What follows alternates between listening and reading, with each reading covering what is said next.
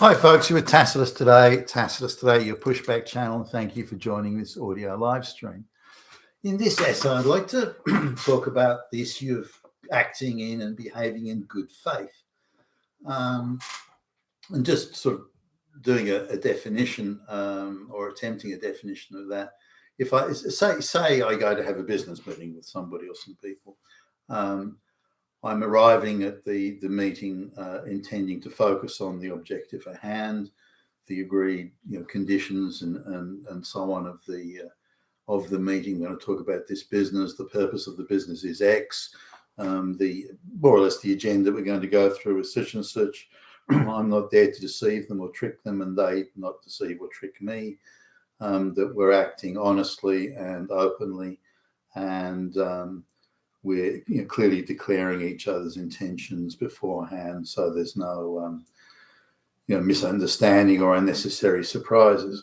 Now, that's acting in good faith, and there's not meant to be an ambush in there or ambush type tactics. Now, that was pretty much how things used to be. Not that everybody was like that, by the way. There were still people who acted in bad faith, but they seemed to come from specific areas and groups. And for example, years ago now, and this is in an era of good faith, or where I perceived it was an era of good faith, at least. Certainly not like today, where I perceive good faith is a rare thing now. So having a business meeting, and this was about this outfit wanted to, purchase some of the technology the company I work for manufactured, and they wanted a price that was, or they demanded a price that was less than what it cost us to make X factory. So that obviously wasn't going to fly. So I tried to be pleasant. I thought maybe the guy just misunderstood, or his grasp of economics was minimal, and I explained to him sort of some basic stuff. Now, he was maybe slightly swarthy, but he could have come from anywhere. I hadn't even considered it, and he had some ordinary name like Billy Bob Smith or something, and so. And in the middle of it, I could see he was waiting. He was trying to wait for that sort of right moment. And he suddenly jumped up and in a loud voice, and very theatrical, and pointed, "You're just not giving me the price I want because you're a racist because I'm black." And I laughed because I thought it was him being, trying to do a silly Shakespearean sort of spoof, but he was serious. Turns out he was 1/8 black, and that allowed him to classify himself legally as black. And I had no idea. I mean, again, you never see it from looking at him. And so he insisted on, demanded that on the basis of if he didn't get it, it was racist. Now, he came from an activist class of people with very activist, intentions and views and attitudes. So that was an act of bad faith. It was an ambush. There was no declaration beforehand and so on. So, but those things were rare, and they did happen. Now, the only people that I found acted in bad faith like that were minority groups. I found it quite rare not that it didn't happen, but it was quite rare amongst sort of, fellow Anglo-Saxons. I found that people acting in bad faith, for example, were often Jewish. And particularly as I started going to places like New York, where I found bad faith behavior was quite widespread in terms of ambush and falsely accusing. I remember the first Jewish people that I was discussing business with.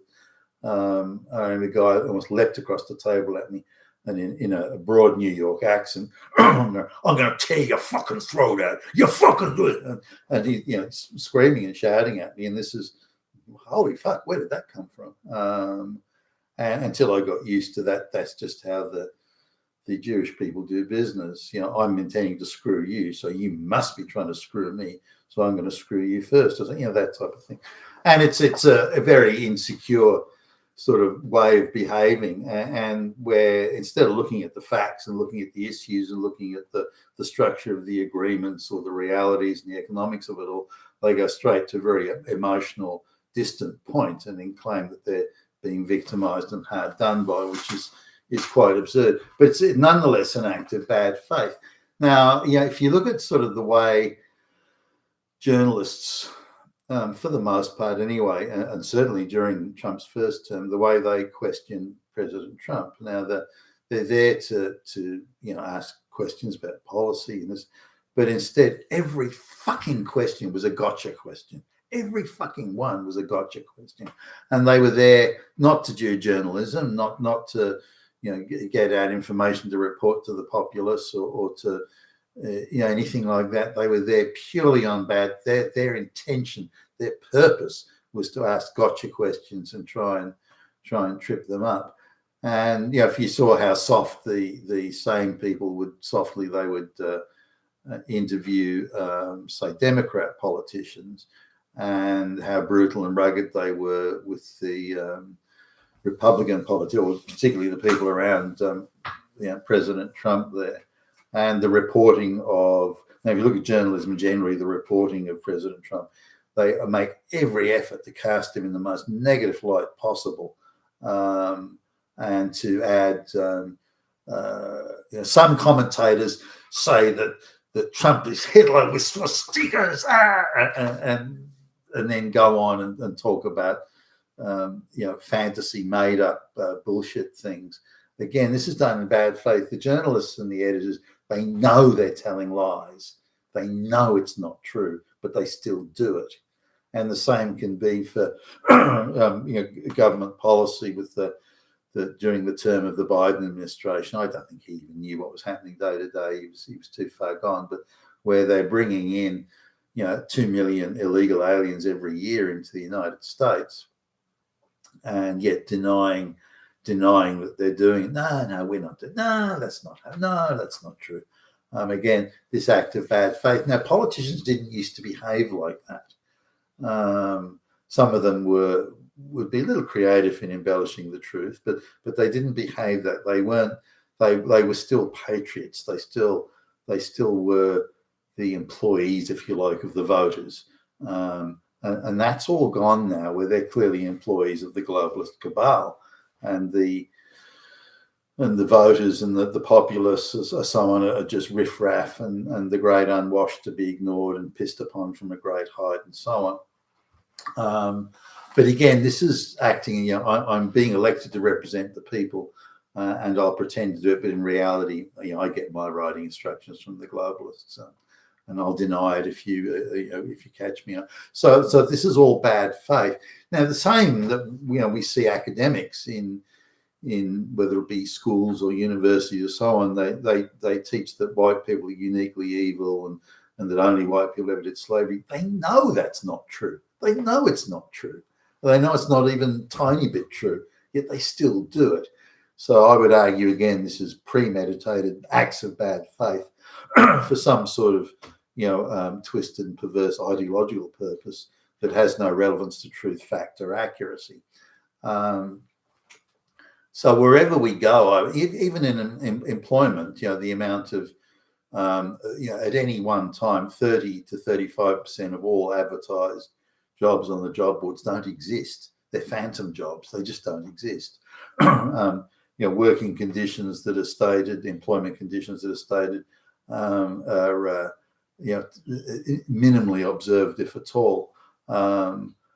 So employment, any online advertising, whether it be for motor vehicles for sale, weekend, beach houses during the vacation season, all this sort of thing, rentals, property for sale, the real estate agents and the people doing they don't see they have any requirement to act in good faith.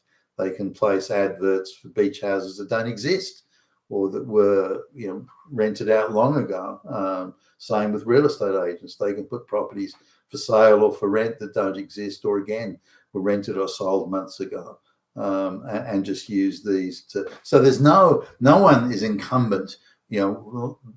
Property owners within treatment and renters, no one perceives they're incumbent to act in good faith.